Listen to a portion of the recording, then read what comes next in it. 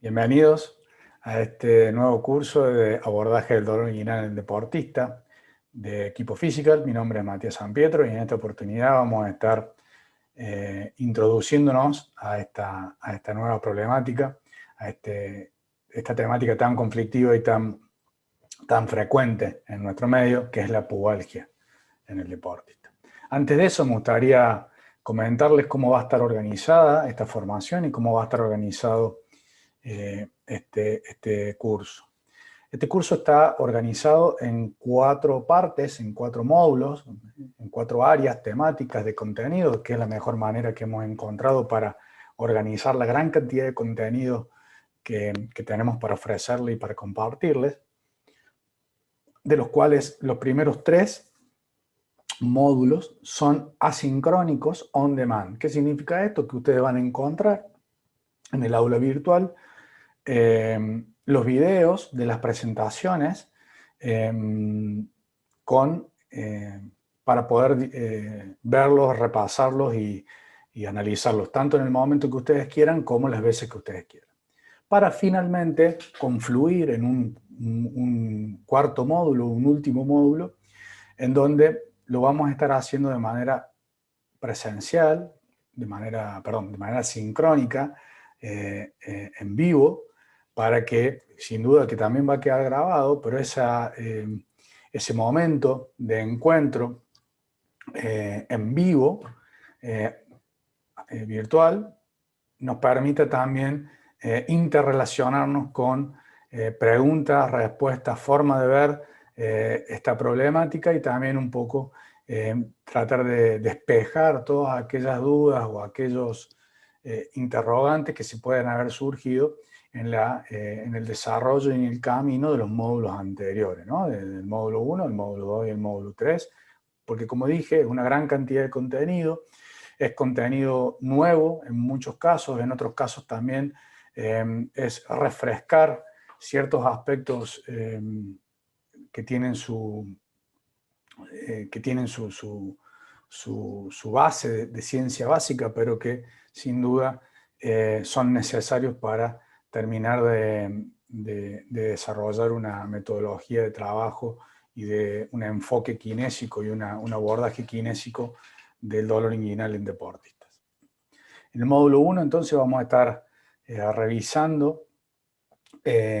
todo lo que tiene que ver con la anatomía de la región inguinal, ¿sí? Vamos a hacer un acercamiento anatomopatológico del dolor inguinal y también vamos a poner sobre la mesa esta vorágine de consensos en relación a la patología del dolor inguinal y también de la cadera que se fueron dando en las últimas décadas, en los últimos años, y eso ha concluido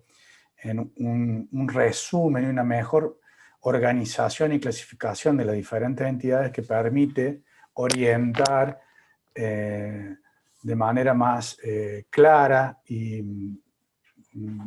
construyendo un idioma en donde todos podamos entendernos, tanto la rehabilitación como la investigación en dolor inguinal. En el módulo 2 vamos a empezar a analizar en profundidad cada una de las entidades diagnósticas. Vamos a tratar de definir cuáles son factores de riesgo o predisponentes para cada entidad y también coexistentes de varias entidades. En el módulo 3 vamos a definir lo que es un patrón de sobrecarga biomecánico. Lo vamos a trasladar a la región inguinal. Vamos a analizar cuáles podrían ser aquellas acciones deportivas y qué características tienen estas acciones deportivas que puedan llevar a un deportista a sufrir de una sobrecarga biomecánica en la región del pubis que se transforma en un dolor inguinal. Vamos a charlar y a profundizar sobre algunas evaluaciones, tanto generales como específicas, pero siempre funcionales, porque las evaluaciones clínicas diagnósticas ya las vimos en el módulo 2, para establecer los déficits funcionales más cercanos a nuestra profesión y con los cuales nosotros vamos a estar permanentemente trabajando y aportando intervenciones en función de esos hallazgos funcionales. Para finalmente confluir en este módulo 4 dedicado exclusivamente al abordaje kinésico, al tratamiento, a través de diferentes casos clínicos y a través de diferentes situaciones prácticas encontradas habitualmente en nuestro hacer diario, que tiene que ver con una manera de organizar los criterios de abordaje del dolor inguinal con una mirada un poco más moderna, con los OKR, o Objective Key Result, que es plantear los objetivos que nos van a, los objetivos principales que nos van a guiar al resultado que nosotros queremos, y cuáles son los Key Performance Index, o aquellos elementos de evaluación que nos van a permitir confirmar que hemos estado alcanzando los objetivos de cada una de las etapas y criterios para ir pasando finalmente a otras etapas y ir avanzando en la progresión de la carga mecánica necesaria para resolver estos cuadros de dolor inguinal asociados al sobreesfuerzo en la mayoría de los casos. Entonces vamos a dar comienzo con esta primera conferencia en función del contenido de este módulo 1, que dijimos que era sentar las bases anatomopatológicas del dolor inguinal de manera que podamos partir y acordar una región de la cual estamos hablando y de la cual podemos nosotros empezar a organizarnos mentalmente cuando tengamos enfrente a una persona con dolor inguinal. En este caso, entonces, vamos a realizar un recuerdo anatómico de la región inguinal. ¿Cómo vamos a desarrollar esta primera presentación? En dos grandes puntos. El primer punto es en el análisis epidemiológico de los deportes que más demandan a la región inguinal, la región del pubis y de la cadera. Y un segundo punto que es una revisión anatómica resumida, orientativa, para que ustedes puedan, si quieren ampliarla luego, ir a las bases y a los artículos y libros basales que mejor explican esta región, para coincidir y partir de un lenguaje común en función de la región corporal que estamos evaluando. Análisis epidemiológico de los deportes que más demandan a la región del pubis y de la cadera. Si bien tenemos que tener en cuenta que para muchos especialistas y para tanto clínicos como médicos deportólogos, traumatólogos, que están en el campo del deporte, que ven habitualmente pacientes con dolor inguinal. Kinesiólogos y rehabilitadores que habitualmente están en el campo del deporte, que ven frecuentemente pacientes con dolor inguinal, como researchers, investigadores que intentan profundizar el conocimiento en estas entidades y en esta patología, siempre han encontrado que la pubalgia o el dolor inguinal, o incluso esta región de la región inguinal y de la cadera, son una zona oscura, una zona, un área de oscuridad dentro del abordaje de la rehabilitación deportiva, de la medicina del deporte, que es difícil de surfear y que es difícil de navegar. Entonces pareciera ser que el diagnóstico de atletas con dolor inguinal siempre ha sido una tarea difícil, tanto para los que están en el día a día, como también para los investigadores a la hora de poder unificar criterios y unificar miradas que permitan avanzar en el conocimiento de esta patología. Lo que sí está claro en la literatura científica, que los deportes con mayor incidencia de lesión inguinal y de la cadera asociadas al sobreesfuerzo o al sobreuso son aquellos deportes que implican aceleraciones y desaceleraciones rápidas, ¿sí?, de gran intensidad. Hoy sabemos, a través de la tecnología aplicada en el uso de monitoreo de carga externa del entrenamiento, como puede ser, por ejemplo, el GPS, que existen acciones dentro de los distintos deportes, fundamentalmente el rugby, el fútbol de reglas australianas, el hockey sobre hielo, fútbol de origen gaélico y el cricket, pero sobre todo en fútbol, por ejemplo, y en rugby, en donde hay una gran cantidad de datos de carga externa, que hay una gran cantidad que cada deportista que practica este deporte puede estar expuesto a una gran cantidad de metros recorridos durante un entrenamiento y durante un partido a aceleraciones y desaceleraciones de muy alta intensidad, como una gran cantidad de acciones, número de acciones de estas mismas situaciones, aceleraciones y desaceleraciones de muy alta intensidad. Generalmente en los deportes de dinámica intermitente y de conjunto con altas tasas de imprevisibilidad en la toma de decisión de las acciones, los cambios de dirección y los cambios de dirección repentinos están asociados a estas acciones intensas de aceleración y desaceleración. Sumado a eso, la mayoría de los deportes con mayor incidencia de dolor inguinal y de patologías de la cadera asociadas son los que le suman a estas demandas gestos de patado, gestos de remate o el juego del balón con el pie. Desde el punto de vista de la biología y del sexo, los hombres tienen 2,5 veces más probabilidades de sufrir lesiones en la región de la ingle y la cadera que las mujeres cuando participan en el mismo deporte. Un trabajo de Oscar y de Scheich, tanto el 2015 como el 2016, han encontrado estos hallazgos epidemiológicos. Básicamente es una lesión mucho más frecuente en el hombre cuando estamos hablando de poblaciones de deportistas, hombres o mujeres que practican el mismo deporte. Por ejemplo, hombres que practican fútbol versus mujeres que practican fútbol, hombres que practican rugby versus mujeres que practican rugby, etc. De todos estos deportes que decíamos que eran los que más demandaban a la región del pubis. Probablemente, según Scheich, la explicación de esta gran diferencia en incidencia y en prevalencia de lesiones de la región inguinal, de dolor inguinal, pubalgia y el dolor de la cadera entre hombres y mujeres pueda estar explicada en las diferencias anatómicas de esta región entre hombres y mujeres. Generalmente la mujer presenta un ángulo de la región pélvica y púbica mucho más amplio, y también se ha encontrado que las inserciones miofaciales a este nivel y en esta región entre mujeres y hombres es probablemente diferente, incluyendo seguramente algunas futuras investigaciones en anatomía, aunque parezca que la anatomía está toda descubierta, planteando diferencias de la región de la fascia púbica anterior o de esta estructura blanca que se encuentra en la región anterior del pubis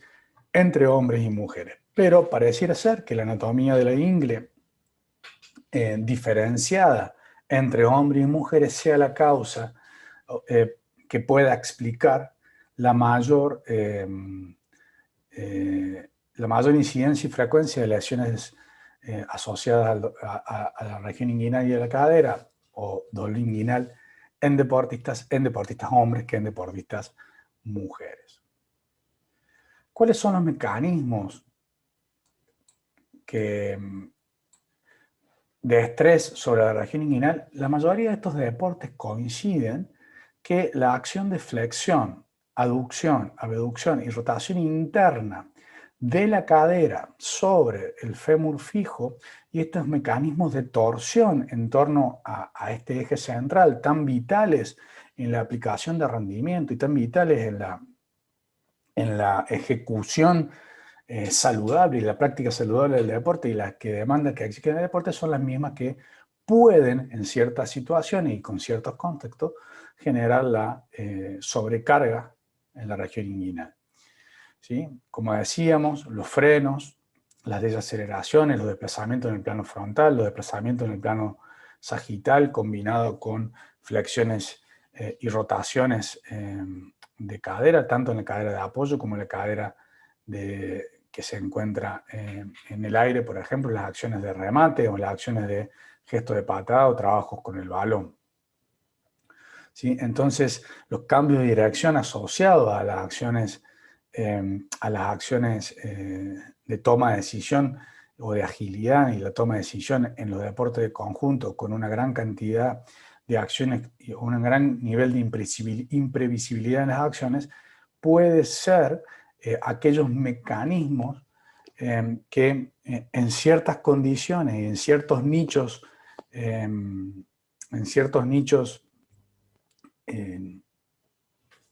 de cultivo pueden terminar generando un patrón de sobrecarga biomecánico que dispare un dolor inguinal en ese deportista o instale un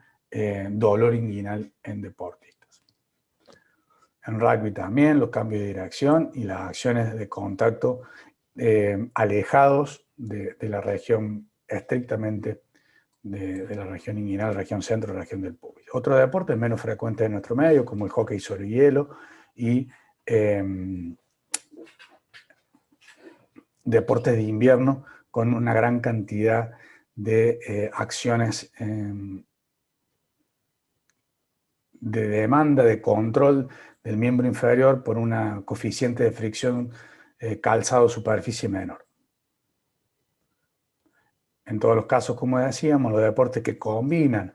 el desplazamiento con las acciones de remate del miembro inferior terminan generando, podrían ser los deportes que más frecuentemente sobrecargan la región inguinal. Entonces, como elementos destacados de esta revisión de la literatura, podríamos decir que existe nivel de evidencia 1 o 2, de buen nivel de evidencia,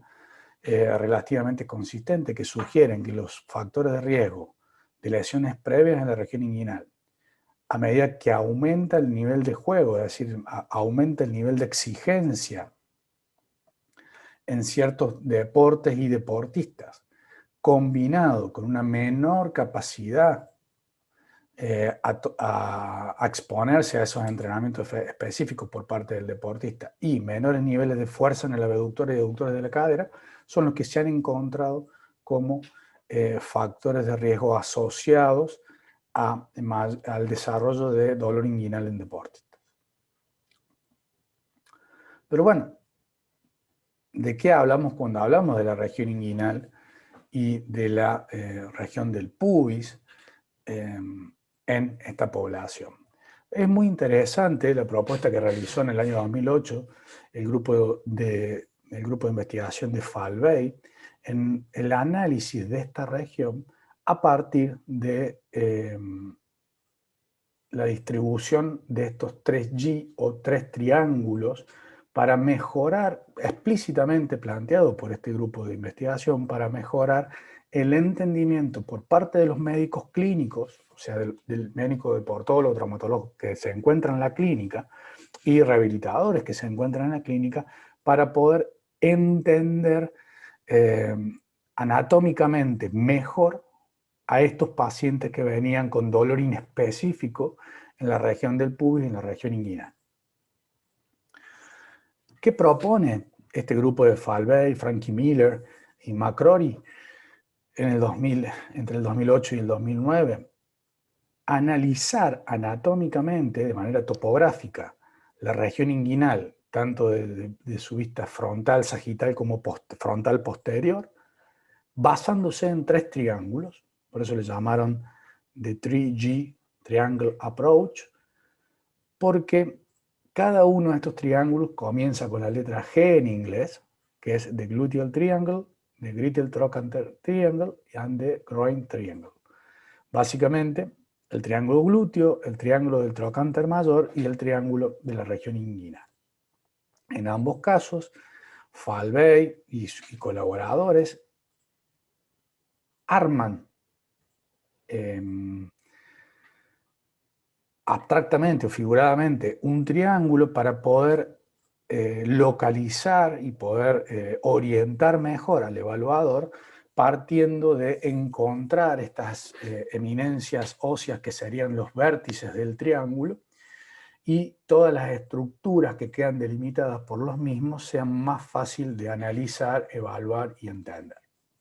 Obviamente, nosotros nos vamos a focalizar en el triángulo inguinal. A su vez, cada uno de estos triángulos tiene dentro del mismo o como coadyuvante, colaborador en el análisis anatómico, un reloj. ¿Sí? Este reloj generalmente colocado en uno de los vértices del triángulo y ayuda a orientar y localizar las diferentes estructuras en función a las horas de un reloj, hacia las 12, hacia las 6, hacia las 9. Por lo que los The 3G Approach suma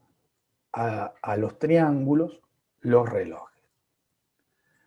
En el caso entonces del triángulo inguinal, propuesto por estos autores en el 2009,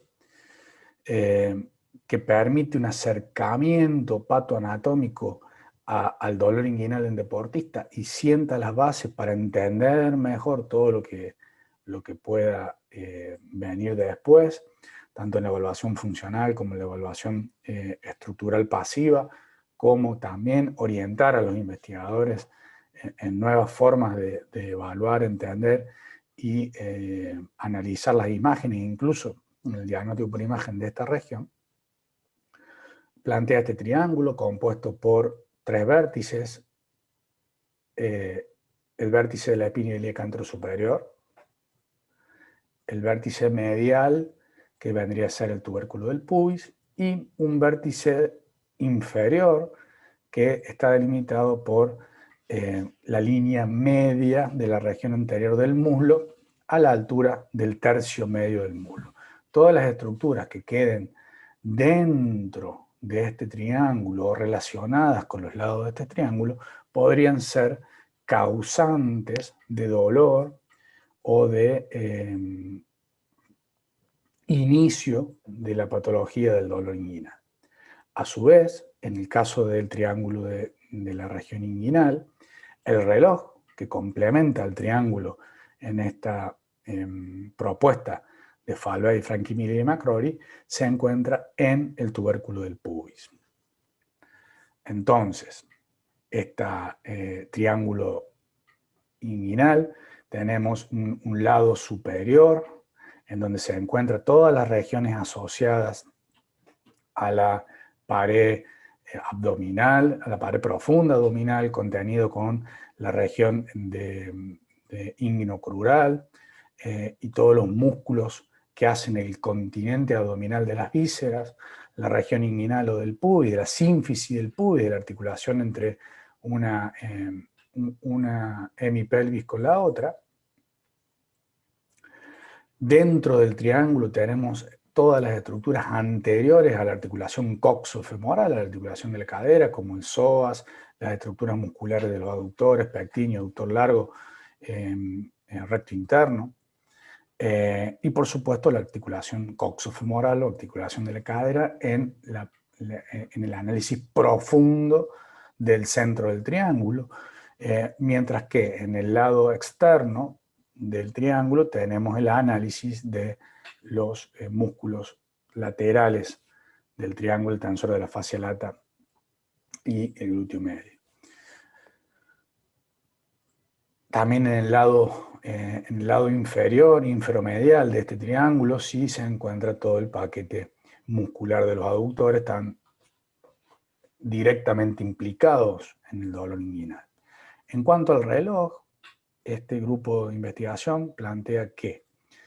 si nosotros ponemos este reloj en el tubérculo del pubis, entre las horas 11 y 12, vamos a encontrar hacia arriba el anillo inguinal superficial, por donde surge el conducto espermático y el canal espermático. Entre las horas 12 y 13, perdón, entre las horas 12 y 1, vamos a encontrar la inserción del recto abdominal, aunque ahora vamos a ver algunas propuestas más nuevas en función a esta anatomía de la región anterior de la sínfisis del pubis. Entre las 2 y las 4, ahora 3, bien medial, vamos a tener la sínfisis del pubis, y entre las horas 6 y 7, la inserción del aductor largo, ¿sí? También a la hora 9, el ligamento inguinal. También plantean estos autores que la forma de acercarse a estos triángulos, a este abordaje patoanatómico utilizando los triángulos 3G y profundizando en el contenido anatómico de cada uno de estos triángulos, por lo que voy a invitar a que luego en el aula virtual también puedan repasar estos artículos, esta serie de artículos de Falvey, Franquemira y McCrory, es primero ubicarse, ¿no? Definir y alinear el triángulo y el reloj en base a los puntos centrales de las eminencias óseas que marcan y delimitan el triángulo. Luego, escuchar al paciente en cuanto a su sintomatología, su presentación clínica, localizarlo dentro de mentalmente y dentro de esta imagen de triángulo en el paso 2, en el paso 3, palpar las estructuras siguiendo la orientación propuesta por el reloj y el triángulo, y finalmente utilizar test o acciones o contracciones o ciertas maniobras que puedan recrear el cuadro clínico, y finalmente también determinar qué intervenciones, qué acciones, qué posiciones pueden aliviar el dolor, por un lado, y por otro lado, en base a los pasos 1, 2 y 3, poder determinar si es necesario profundizar la investigación con el diagnóstico por imagen y qué tipo de método de diagnóstico por imagen pueda resultar más útil para profundizar la investigación y cerrar el análisis diagnóstico del caso clínico. Muy interesante la propuesta de 4 pasos de Falvey para la utilización del triángulo y del triangle approach que proponen o propusieron en aquellos años, fines de la década del 2000, para acercarse anatómicamente de manera más precisa a una región extremadamente compleja. De todas maneras, más cerca de estos años, el mismo grupo de investigación, utilizando este approach, en el análisis de 382 pacientes con dolor inguinal, todos hombres, con dolor inguinal relacionado al deporte, con una edad adulta, presentando una media de dolor, de presentación de dolor, estamos hablando de dolor crónico, long-standing pain en la región inguinal, de más de 15 semanas, es decir, un dolor ya instalado en la región inguinal. El 91% de esta corte responde a los deportes que habitualmente desarrollan esta entidad con mayor frecuencia, que fueron los que nosotros analizamos, y todos se sometieron a algún tipo de diagnóstico por imagen. En la clasificación de los 5 grupos más asociados al dolor inguinal, que lo vamos a ver en la siguiente presentación de este curso, que tiene que ver con una manera más clara a partir de los consensos de clasificar al dolor inguinal, el 63% de esta corte, de estos 382 pacientes con dolor inguinal, estuvo directamente asociada a la aponeurosis púbica, ¿sí? Encontrando cantidad de tejido conectivo previo a la sínfisis del pubis en esta región, en este centro del reloj, del triángulo púbico, como la lesión anatómica, estructural más frecuente en esta corte y el diagnóstico más común. Por eso resulta importante tener algún tipo de información visual o refresco visual de la aponeurosis púbica. Fíjense en la gran cantidad de tejido conectivo proveniente de los tendones que van llegando a la sínfisis del pubis, que van llegando a la región inguinal para tomar origen o inserción en esta travesaño óseo, por ponerlo en términos futboleros, que conjugan una gran cantidad de interrelaciones de tejido conectivo aponeurótico y tendinoso, produciendo realmente una intersección de fuerzas también a la hora de las acciones deportivas. Entonces, Ernest Schilder, en el año 2017, realizó o plantea a través de un trabajo de preparados anatómicos con análisis de 7 cadáveres para determinar la presencia de una estructura, no una nueva estructura, sino el descubrir de una nueva estructura en la región anterior del pubis, ¿sí? Anterior a la sínfisis del pubis, y una profundización del conocimiento de la anatomía de la región anterior del pubis, que lo denominó el complejo piramidalis, anterior pubic ligament y aductor largo. Es decir, el complejo transicional entre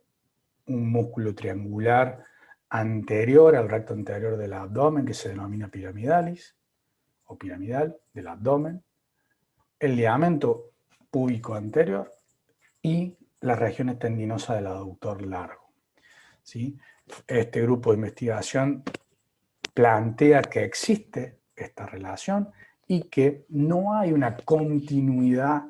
de tejido conectivo entre el aductor largo y el recto mayor del abdomen, como siempre se ha planteado en el análisis de las cadenas musculares de la región anterior, o de las cadenas anteriores cruzadas, las cadenas musculares anteriores de la región del core y del proximal del miembro inferior, sino que es una continuidad con un músculo piramidalis que tiene una orientación fascicular y de fibras mucho más similar al oblicuo externo que al recto anterior del abdomen. Es más, de hecho, tiene un ángulo de penetración y una orientación fibrilar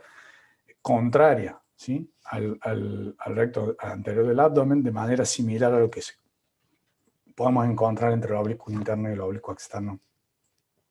de la región abdominal, ¿sí? Por lo que, en definitiva, lo que plantean estos autores es que el recto mayor del abdomen se inserta de manera directa en la sínfisis del pubis, en el borde superior de la sínfisis del pubis, y que el que se posiciona anterior a la sínfisis y continúa con el entramado de tejido conectivo facial, que luego termina configurando también parte del tendón del aductor largo, es este músculo piramidal de la región anterior del abdomen. Básicamente, este complejo, esta estructura es la que transfiere fuerzas cruzadas del miembro superior al miembro inferior, a la región del tronco, a los miembros inferiores, y es la que atraviesa de manera bien anterior a la región del pubis. También es importante entender la forma que asume en una vista sagital la sínfisis del pubis, y cómo las estructuras tendinosas, tanto del aductor largo, bien anterior en la inserción del pubis, como del recto anterior del abdomen y este piramidal, como configura también en ciertos movimientos de la región pélvica asociada a la región lumbar, la anteversión pélvica, la retroversión pélvica o el tila anterior y posterior de la pelvis, como también ponen en tensión en mayor y menor medida la cara posterior de esta estructura tendinosa densa y compacta anterior a la sínfisis del pubis. Por lo que, para cerrar con esta primera presentación y para que simplemente sirva de una introducción a aspecto anatómico y no ser denso y aburrido con aspectos que podemos profundizar luego a continuidad, podemos resumir y empezar a entender el dolor inguinal en esta región para poder avanzar en el conocimiento de esta entidad, que los deportes que más demandan a la región inguinal y a la cadera son aquellos que incorporan una gran cantidad de aceleraciones y desaceleraciones con cambio de dirección, fundamentalmente en acciones con alto nivel de impresibilidad, y acciones de remate o patadas de gran intensidad. Que la revisión de la anatomía en la región inguinal o desde el enfoque de triángulo propuesta por Falvey en el 2008, o los nuevos conceptos propuestos por Schiller en el 2017 de este complejo piramidal de ligamento inguinal y aductor largo,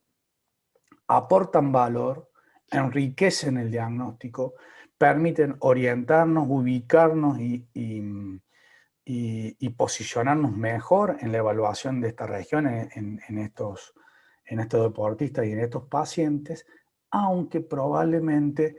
no sean el puntapié más beneficioso para el abordaje kinésico después. Digamos, no deberíamos quedarnos en un abordaje kinésico anatomista, ¿sí? La anatomía nos sirve para ubicarnos mejor, para entender mejor qué es lo que está pasando, cuáles pueden ser las estructuras productoras del dolor, pero no son la mejor opción para seguir construyendo el pensamiento clínico y el pensamiento en función a la rehabilitación, sino que los que vamos a ver a continuación en el transcurso de los siguientes módulos que más apuntan a la función y cómo estas estructuras funcionan y a la biomecánica de esta región, los que más información aportan para el abordaje conservador kinésico de esta disfunción. Pero es importante que sepamos la anatomía, porque la revisión anatómica muestra que hay una gran cantidad de estructuras en esta región que pueden ser promotoras del dolor inguinal y que a su vez están estrechamente interrelacionadas, que están ínfimamente conectadas en una región muy pequeña, por lo que es importante conocer estas estructuras, pero no guiarnos solamente, como decíamos recién, por el conocimiento anatómico en el razonamiento kinésico, porque muchas veces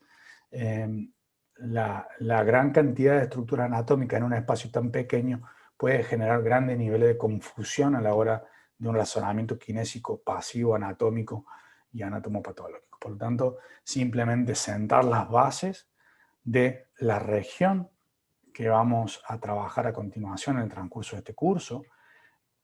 invitarlos a que profundicen en el conocimiento de la anatomía de la región inguinal y de la cadera, pero simplemente como base, como conocimiento necesario para luego aplicar otro tipo de constructos, conocimiento y elementos que vamos a ir desarrollando en este curso. Les agradezco que hayan llegado hasta el final de esta presentación. Es la primera conferencia de este curso de dolor inguinal en el deportista. Es interesante aumentar nuestro conocimiento y aumentar nuestra base, porque según esta frase de Immanuel Kant, somos lo que sabemos, por lo que solo vemos aquello que sabemos. Mientras más sepamos, más amplia va a ser nuestra visión del problema. Muchas gracias. Nos vemos en la próxima presentación de este curso.